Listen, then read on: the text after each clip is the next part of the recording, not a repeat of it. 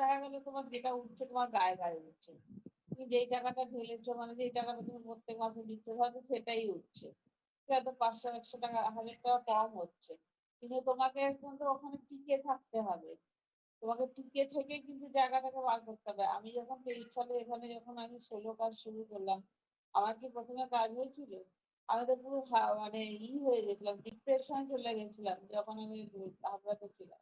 আমার কাজ হচ্ছিল না, এখন কি করি? কাজই হচ্ছে না, কাজই হচ্ছে না। ৩ বার চলে গেল, আমার কাজই হচ্ছে না, কাজই হচ্ছে না। লোকের বাড়ি করতে পারছি না। কিরকম পরিস্থিতি হয়ে গেল।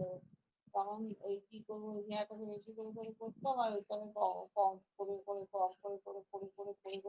করে ২৪ সালে আমার ১ বছর আমি ২৩ সালটা পুরো একদম আমার একদম কাজ হয়নি। ওই নাকে বরাবর একটুখানি কাজ হয়েছে। সারাদিন অনলাইন থাকতাম। তারপর ২৪ সালে গিয়ে ফাটাফাটি পুরো আইডি দাঁড়িয়ে গেল। সব সময় হচ্ছে গিয়ে করতাম ওই